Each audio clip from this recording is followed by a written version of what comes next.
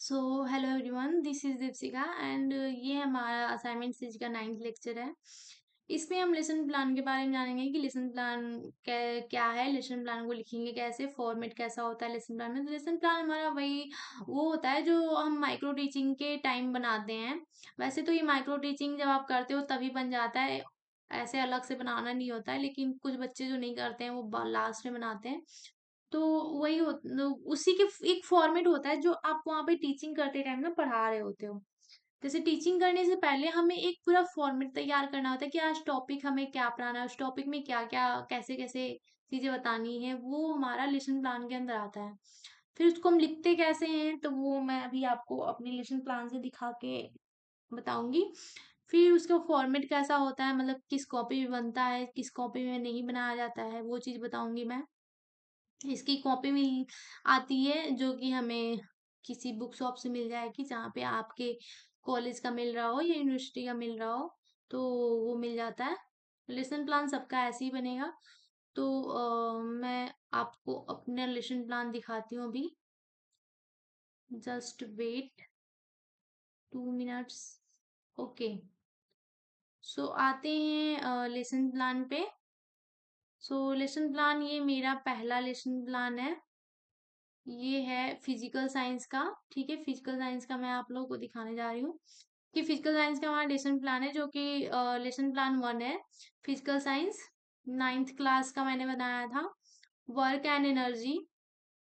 अब आप सोच रहे हो कि ये सब लिखना पड़ेगा क्या? नहीं नहीं, ये भाई ये कॉपी आती है, एक रजिस्टर आती है, पूरी मिलती है। उसमें 3 2 5 उसमें 5 फाइल होते हैं। 3 पतली पतली कॉपी आती है और 2 मोटी सी आती है। उसका उसका मेरे पास इमेज नहीं पड़ा, नहीं तो मैं आपको दिखा देती। और मैंने अपना लेसन प्लान सबमिट भी कर दिया, तो मेरे पास है भी नहीं कि मैं उसको दिखा पाऊँ आप लोगों को। सो यही होता है लेसन प्लान 1। और फिर फिजिकल साइंस ये मैंने डाल दिया। क्लास कौन सा है, डेट क्या है, स्कूल क्या है, पीरियड क्या है, यूनिट, टॉपिक, ये सारा कुछ डाल दिया। जनरल ऑब्जेक्टिव्स में क्या लिखना होता है ये आपको सब कुछ। आप एक चीज कॉमन देखना कि ये मैंने जनरल ऑब्जेक्टिव 2 से ही स्टार्ट होता है। ठीक है, वो मैम लोग पहले से ही बता देंगे कि 2 से स्टार्ट होगा, ऐसे लिखना है आपको।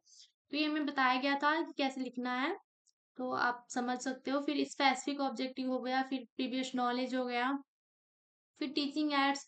टीचिंग एड्स में आप पढ़ाते टाइम क्या क्या यूज कर रहे हो वो चीजें बतानी होती हैं आपको। फिर थोड़ा सा ये रोटेट करती हूँ, 1 मिनट। रोटेट हो जा भाई।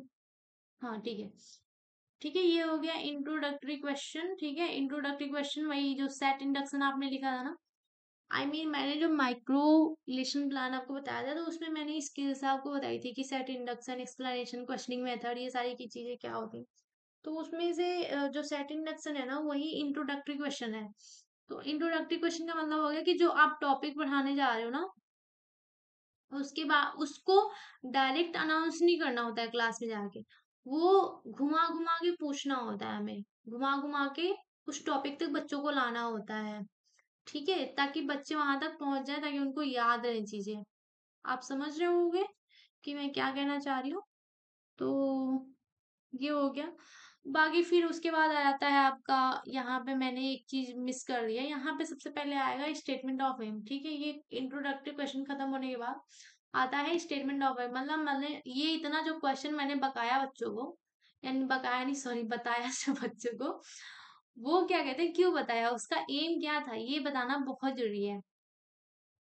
सो मैं बताऊंगी कि हाँ, इसका एम ये था कि आज हम एनर्जी पढ़ने वाले हैं, इसलिए मैं आपसे इतने सारे क्वेश्चन पूछ रही थी। वर्क एंड एनर्जी के बारे में बातें होंगी।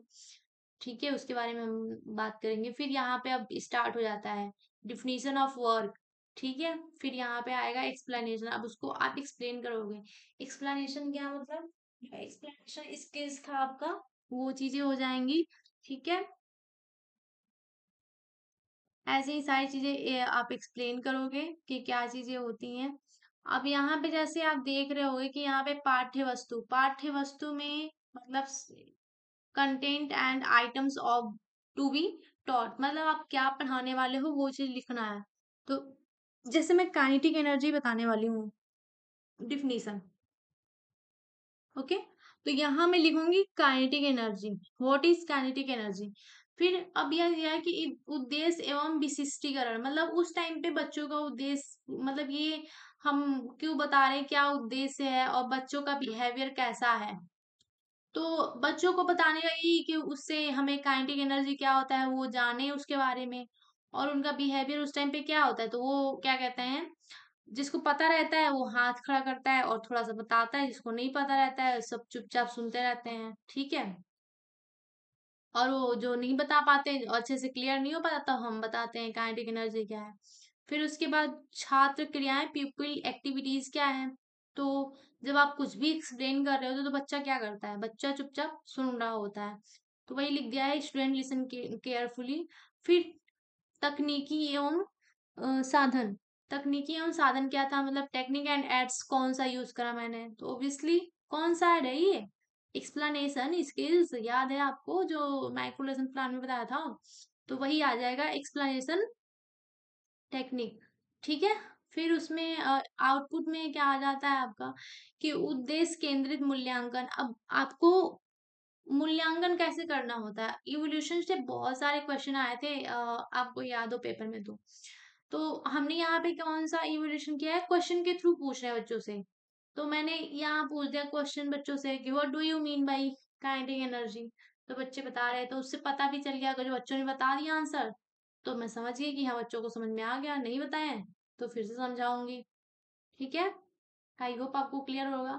लास्ट में हम बनाते हैं black board summary, black board summary आता है। खैर ये तो बहुत ही गंदा ब्लैक बोर्ड बना है मेरा, ठीक है, ऐसा नहीं बनेगा, थोड़ा सा अच्छा सा बनता है। और उस पे पूरा प्रॉपर हेडिंग आती है, डेट, सब्जेक्ट और क्लास कौन सी है, पीरियड कौन सा है, ये चार चीजें आती हैं। फिर जैसे ब्लैक बोर्ड एंट्री करते हो आप, वो सारी चीजें आती हैं। वो आपको ब्लैक बोर्ड एंट्री आपको जरूर से याद होना चाहिए कि कैसे करना होता है, वो पता होना चाहिए। क्योंकि जो आपको वाइबा होगा ना, तो उसमें क्या होता है, हमसे टीचिंग करवाई जाती है। तो उसमें ब्लैक बोर्ड एंट्री, बच्चों को कैसे पढ़ाते हो आप, ये सारी चीजें देखी जाती हैं। तो आई होप आपको सारी चीजें समझ में आ रही होंगी कि कैसे करना है। और ये एनर्जी जो होता है उसके बारे में मैंने बता रखा है, तो मैंने तो यहाँ पे पूरा प्रॉपर डिफिनीशन ही लिख दिया है, ऐसा कुछ लिखना नहीं होता डिफिनीशन। एनर्जी बताया मैंने, तो उसके बारे में छोटा छोटा कुछ मोस्ट इम्पोर्टेंट पॉइंट लिखना होता है, की वर्ड्स लिखने होते हैं, ना कि प्रॉपर डिफिनीशन लिखने होते हैं। तो यहाँ पे ये मेरा गलत था। तो मेरे कॉपी पे सर ने मुझे लिखा भी था कि ब्लैक बोर्ड समरी अच्छी नहीं है, ठीक है, यहाँ सर ने हिंदी में कुछ लिखा हुआ था। तो मैंने फिर से नेक्स्ट लेसन प्लान जो बनाया था उसमें मैंने करेक्शन किया हुआ है, ठीक है। तो ऐसे ही आपको बनेंगे, टोटल हमें 25 लेसन प्लान बनाने होते हैं। 25 लेसन प्लान बनाओगे आप, यही होता है, बाकी तो चीजें नहीं है। और बस यही है। और ऐसे ही सेम बन जाएगा आपका सेकेंड लेसन पेडागोगी सब्जेक्ट का, मतलब कि सेकेंड पेडागोगी सब्जेक्ट, मतलब आप समझ जाओ कि कौन सा, जैसे कि मेरा कौन सा मैथमेटिक्स है, तो मैथमेटिक्स हो जाएगी, ठीक है। और ये हमारा फर्स्ट था, फर्स्ट मेरा लेसन प्लान था, हाँ जी। फर्स्ट मेरा जो लेसन प्लान था वो था हमारा